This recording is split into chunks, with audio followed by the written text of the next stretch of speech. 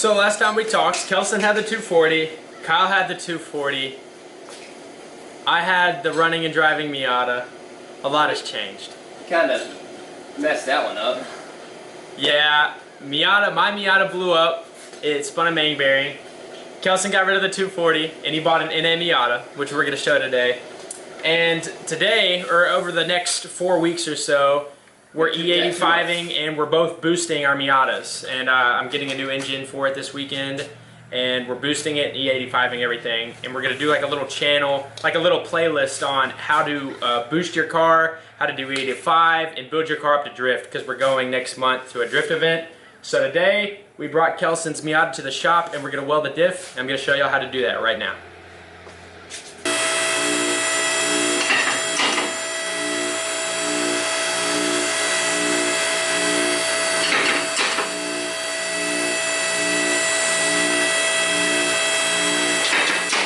This is Kelson's NA. It's a 1997, has 150,000 miles on it. That's the differential, guys, if you didn't know what that is. Driveline connects to that and then spins the tires. This is an open diff and we need to definitely drift it, and we don't want to get an LSD, so we're wanting to weld the diff. So LSDs are too expensive. We got to get into that today. So that'll be fun. We'll show y'all how to do that. It also has Raceland coilovers on it. Not too bad. They came with the car, so can't complain. So to get to our differential, it's just going to be easier if we get the exhaust and everything out of the way, so we're just going to go ahead and take that off. We got a little easy trick to make everything come out at once, so you don't have to like keep fighting it and trying to get the axles out of the diff. It's really annoying. So Kelson will show you a cool little trick how to slide everything out in one go. Car Passion Channel. Yeah, shout out to Greg. Alright, so he just got done removing the exhaust, and we're going to drain the diff fluid now. It's just this big bolt right here. And people say always crack your fill plug before you drain it, but the diff's coming out, so I can crack it when it gets out. I'm not worried about it. We didn't have an actual socket for it, so I think it's around a 30 mil. And we're just grabbing a wrench and doing it. It'll be easier. I'll give y'all all the torque specs after we're going to put it back in, if y'all care about that. Setting everything with a torque wrench. I usually just go torque to tight, but I guess we're doing actual. That's actually pretty clean. You see, if you crack the fill plug, it wouldn't be doing that. You know what? I don't care. Alright, next step is we're going to remove the brake calipers. I'll show you how to do that real quick if y'all don't know. It's awesome being able to see behind the brake caliper. Step one is you're going to have to remove this 14 mil bolt right here, right in the back side. And there's one up top too. There's two of them. One there, one right there where the hole is. Yep. Look, we have legit snap-on stuff now. That's literally it to remove the brake caliper. Normally we have a bungee cord, so you don't want to put tension on these brake lines, so you'll just keep it up. So do as we say, not as we do. Maybe. Here's what it looks like from the outside without the caliper on. Just kind of hanging there. Weight reduction, man. And the two bolts are like right here on the back side.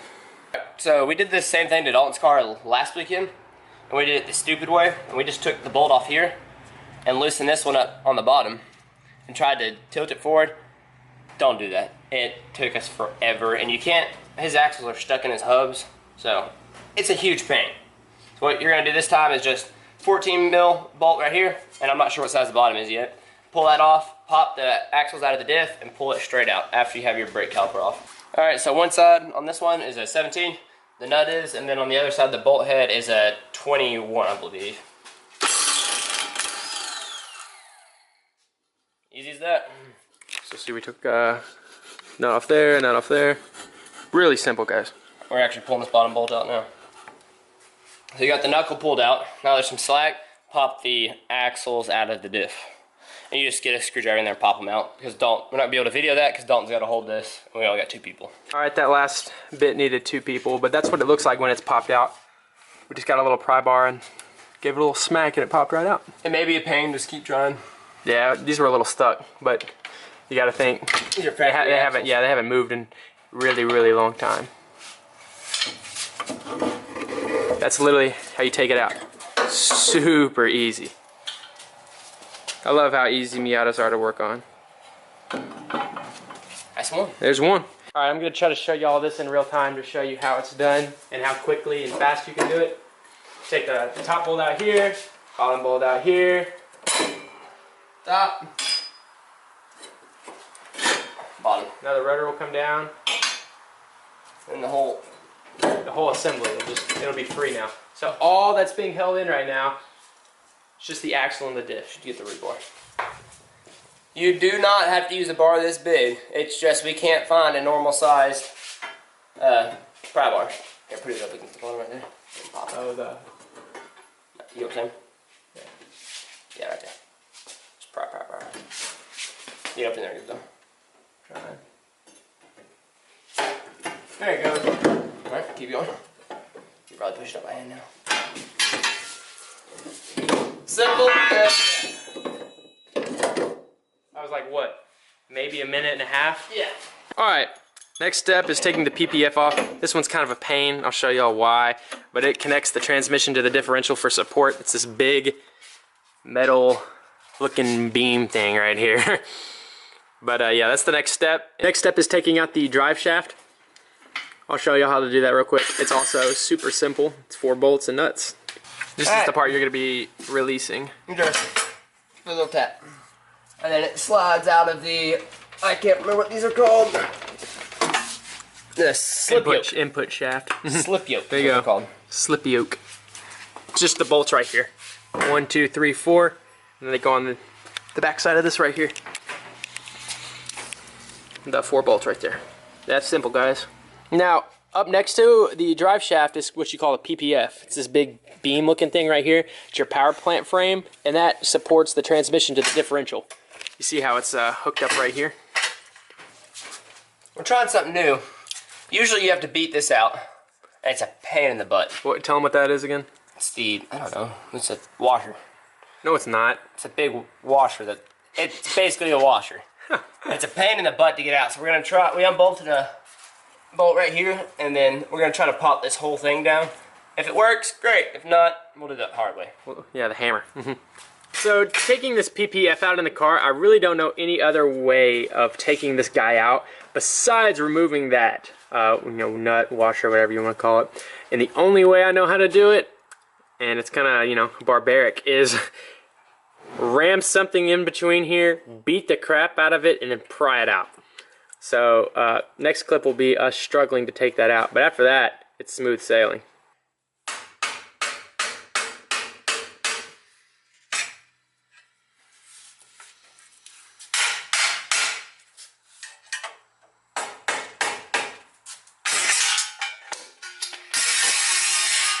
Got it.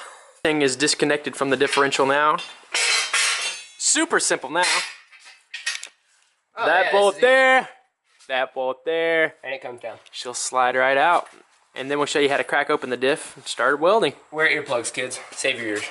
Save your ears. Minor shot. Alright, I actually stand corrected about the differential bolts. You have to take this one out. This guy's a 17. And then you take these two right here. It's like a bracket right next to the diff. These are two 12s. So 12s and 17s. Then you're free. So 3 on each side, guys. I love Snap-on. When in doubt, get a bigger thingy. This is what the guy looks like right there that you're taking out. It's like a differential bushing, I guess. Yeah, it's like a fancy washer. Yeah. So that side's out. On to the right side. Hey, now it comes out.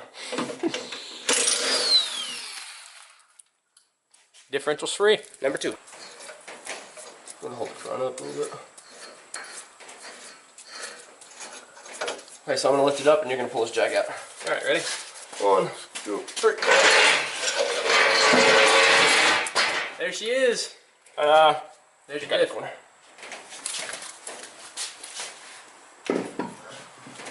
Alright, so this part is you gotta take the cover off the casing. So there's 1, 2, 3, 4, 5, 6, 7, 8, 9. Don't forget that little back one. Yeah. 10 bolts. This one is a bolt, and there's one that you can fit an extension all the way through and get it, or I just get a wrench and it's Let me show them those 2 bolts right there. You said this one is a bolt. that one right here. Yep, right in there, and then And this that guy. one right up here. Those both need to come out I missed that one the first to time we did it. enter the spider gears. Correct. These are 12mm bolts. So, hold on. I can work my tools. We'll show y'all how to put all this back together. Yeah, for so sure. It's kind of a process. But right now, all of them need to come out. Alright, so these casings, there's a RTV rubber gasket in between it that stops the diff from leaking out. Sometimes you can use a rubber mallet, and then sometimes you have to use an actual hammer.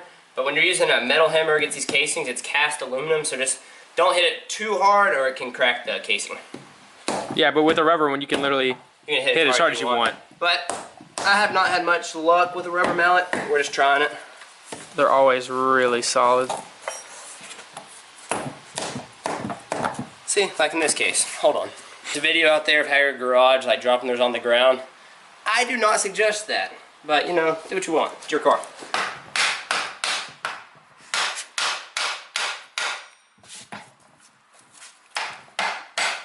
Just work all the way around it. Yeah, don't stick in one spot too long. Make sure you do have all the bolts out, because I can't tell you how many times I've done that. Yeah, just be patient, and it she'll eventually come. That's what the inside of a diff looks like, guys, right there. Show what we're welding. So, in there, I don't know how well you can see that. Oh, you can see it well. These are called spider gears, and basically what we're going to do is weld all of them together. Right inside this big hole right here. Right in here, yeah. This is called your running gear. This is your running gear, these are your spider gears. Alright, so we're going to take the actual differential out. You don't have to do this, it just stops a lot of splatter when you're welding to get down in the running gears and stuff. And it's not hard. So there's a 12 mil here. This is the same on each side. 12 mil here and 2 17s. Okay, now that you got your Take 2 on the 14. 14, not 17. Just give it a little ugga-dugga. And let me do the other side too.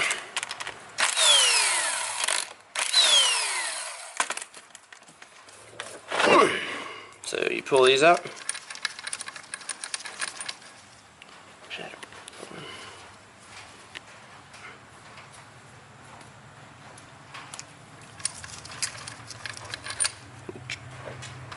And then take your persuader. It's not hard at all to weld a diff. It's just somewhat time consuming. Yeah.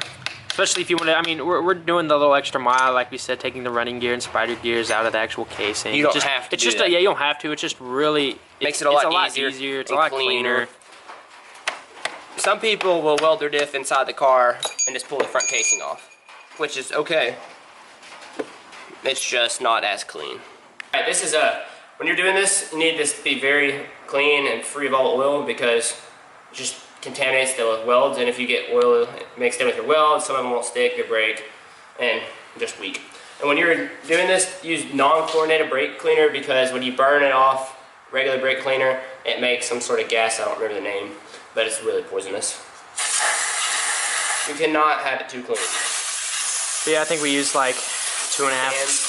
Almost 3 cans last time. Yeah, almost 3 cans last time. Like, it's only a couple bucks a can, and I just want it really clean.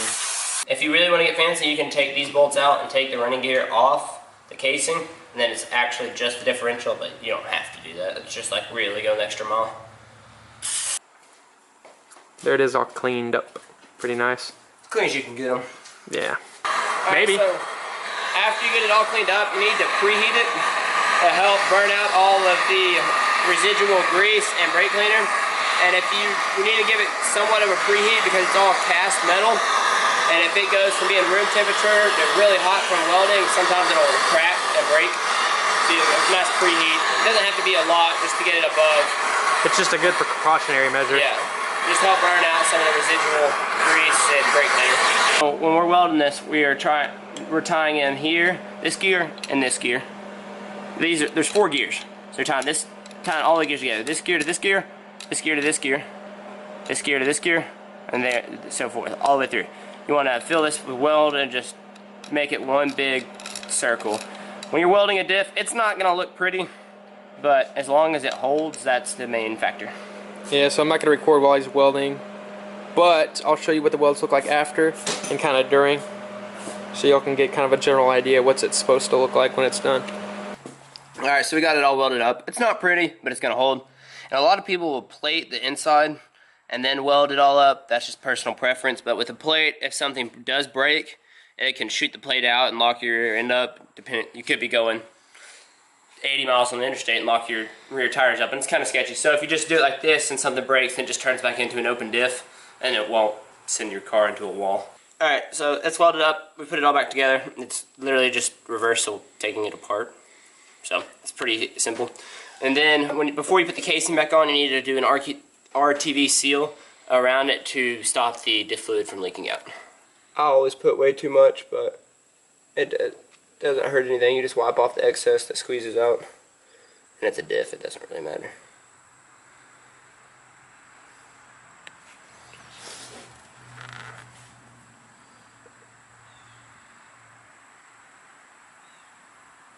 Once you get the casing on, and as you're putting all of your bolts back in, go in a star pattern, like do this one, and then come over to this side, and just do one across from each other and go all the way around, not just one all the way to the side, or like side by side. Don't do it like that because it helps spread out the gasket more evenly. Okay.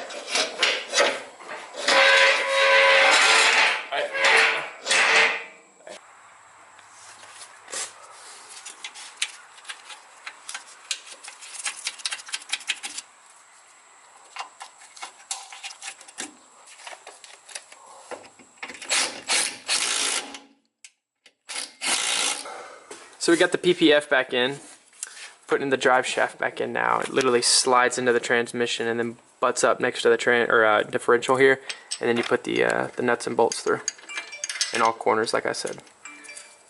And also, we've hooked up the speedo cable. I don't know if we showed us taking that out or not. Yeah, I'll walk over here and show them real quick.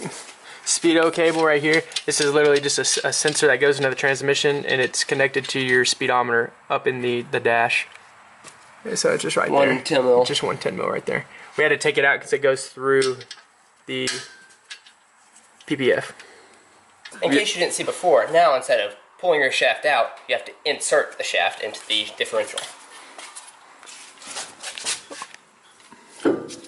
And that may be a little tricky to get it to slide in perfectly, but just force it. It'll be okay. Everything's back in. Everything's tightened down. I'm gonna show, spin the tires real quick. Going back. Oh yeah. Usually with an open, I'll spin this one backwards and that'll go forward.